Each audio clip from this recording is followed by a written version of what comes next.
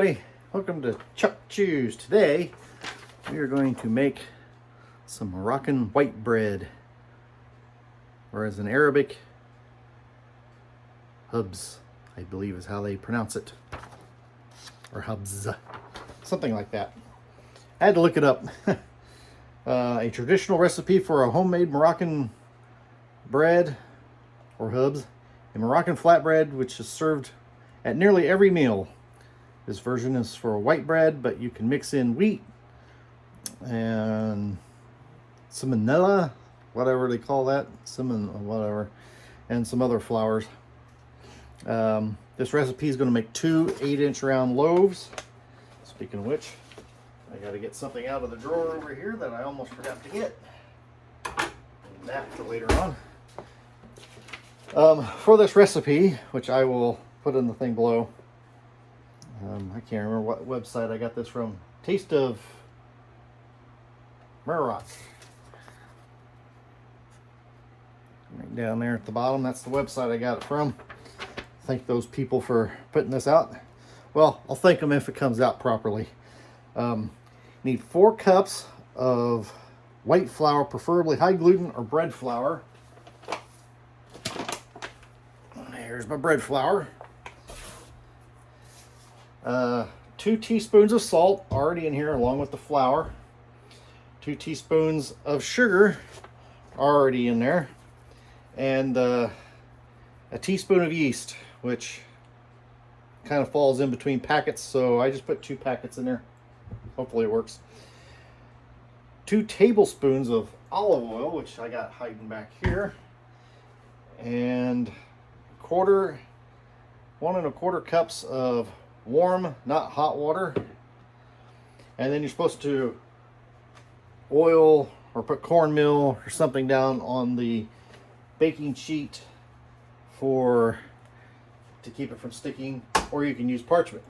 You also need a floured board for turning this all out on and everything. So I got everything already in here, and I'm going to do something because I'm anal about this. I am going to get this stuff out of the way because I hate when things are in the way. You know, I did this with gloves last time and it was bad. I did it without gloves one time and it was bad. Oh, that water is still hot. Good. Alrighty, washing my hands here real quick. And so I combine the flour, salt, sugar in a large bowl. Make a well in the center and add the yeast. Done that. Add some of the water to the yeast in the well lightly and stir with your fingers to dissolve. Do I have to stir it with my finger, or can I use? Also doesn't say how much. I'm going to use a knife because I don't want to stick my fingers in there and get them all nasty.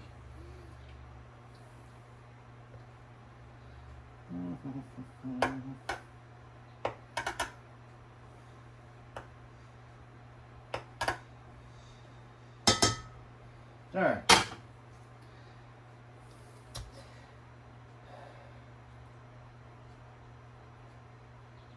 Okay, we dissolved the yeast. Add the rest of the water to the bowl and oil and stir to combine the ingredients.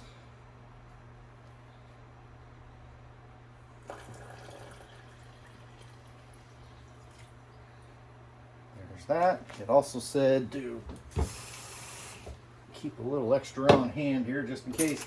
Now we need the oil, which was 2 tablespoons. There's the tablespoon.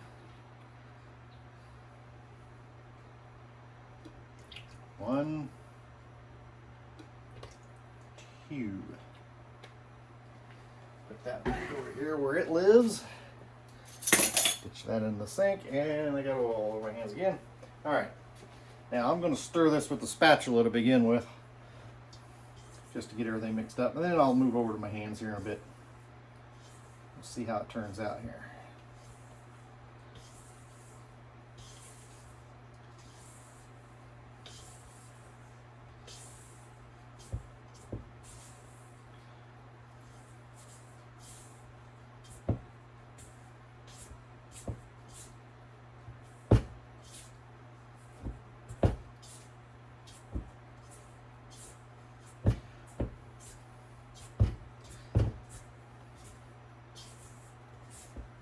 I believe we're probably going to end up needing more water. But let me get this opened back up because it said you might need to add more flour later on too. And oh well, let's go for it.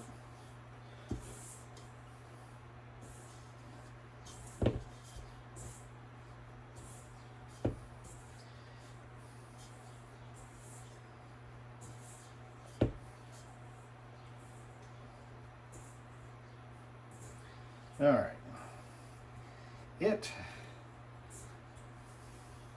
I'm going to move this over to the old cutting board here and work it on this board because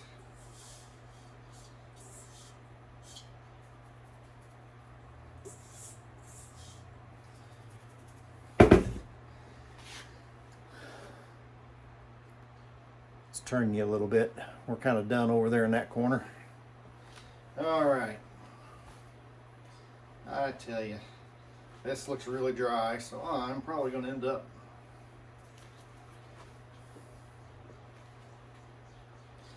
adding a little more water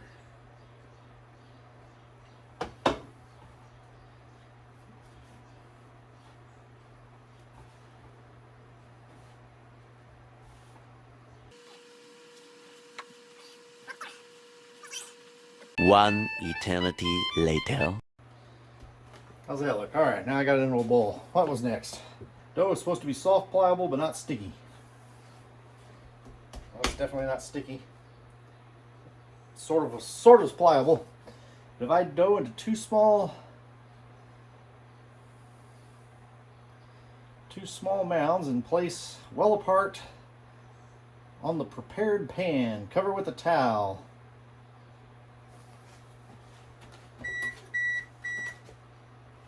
I might have turned the oven on way too early. All right, let's. They look like two even mounds.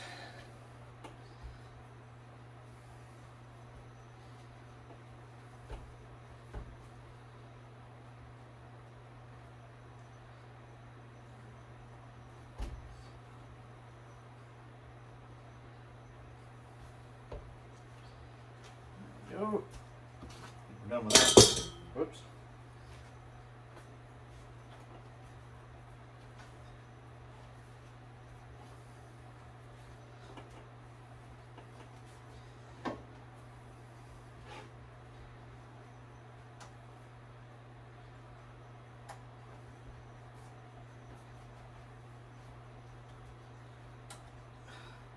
This is the side of the dough ball that just didn't cooperate with me very well.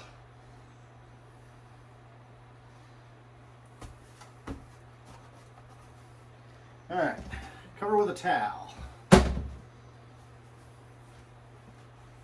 Ta-da! All right, supposed to rest for 10 to 15 minutes. Well, I'll be back in 10 or 15 minutes.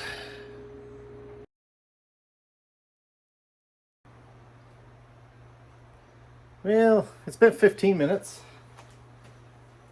They have really risen. And now you're supposed to smash them flat. It says here, smash them into round loaves about a 1/4 inch thick. That's smashing them pretty thin. I don't think two of them will fit on one tray doing it that way. So I'm gonna do them on two separate trays, but here we go.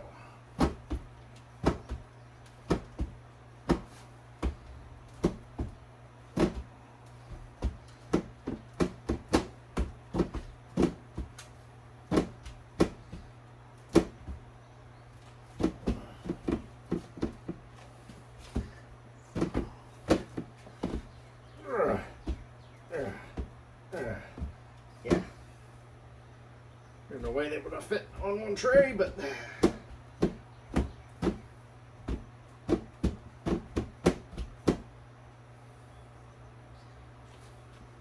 how's that look? Does that look passable? It's not a 1/4 inch. It's more like a, I guess it could be a 1/4 inch. To the next tray. Ugh.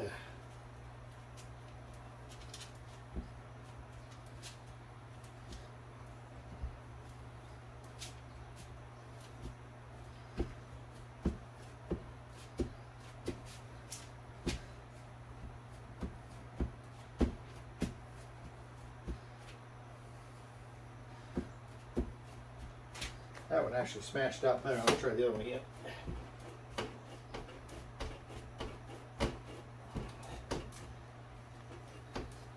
All right, we've smashed them out, and supposed to cover them with the towel again, and let rise for another hour, or until the dough springs back, which it's not doing now, when pressed lightly. So I'm going to recover that one and get me another towel from over here. Luckily I just washed all of them here. That towel.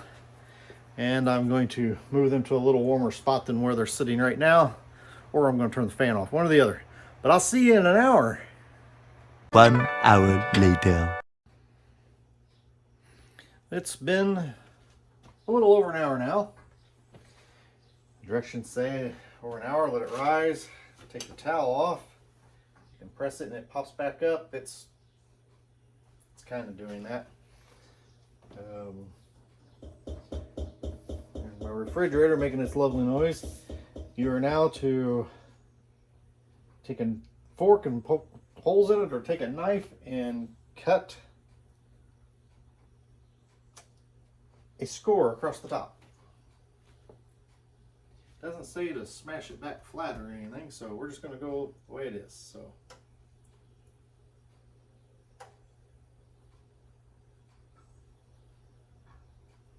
let's go with that.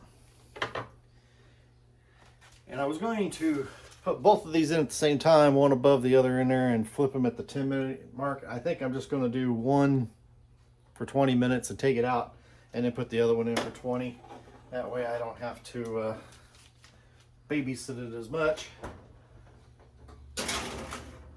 So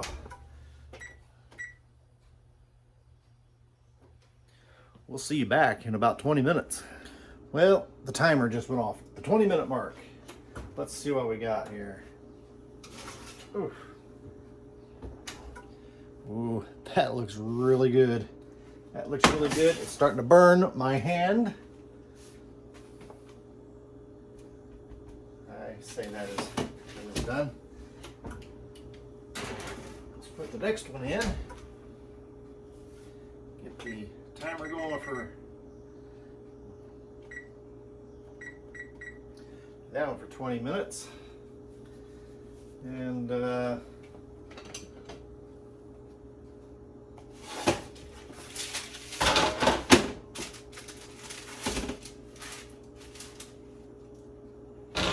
get that on there to cool down. Boy, wish I could tell you how it smells really good in here right now. It smelled good while it was rising or resting, whatever you want to call it earlier. That smelled really good, and it smells really good right now.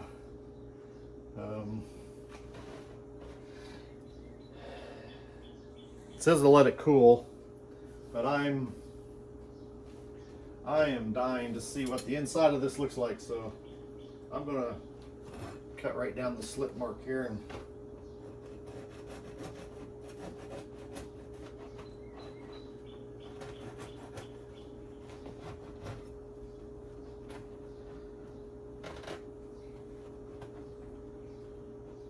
trying not to cut up my cooling rack.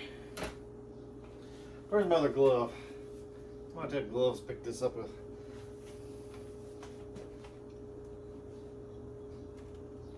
Ooh, that's good bread there, man.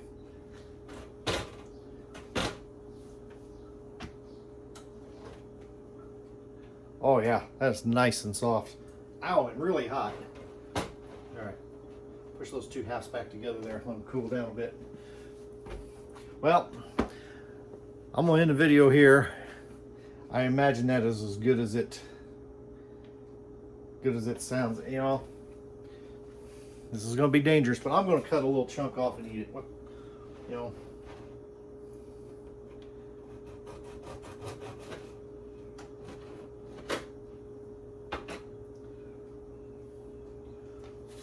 Let's live dangerous here.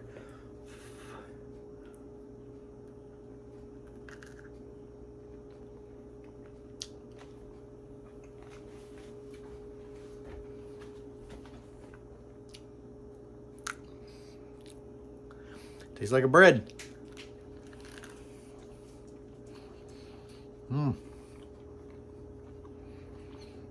Pretty good. Pretty hard crust on it, all the way around, bottom and top.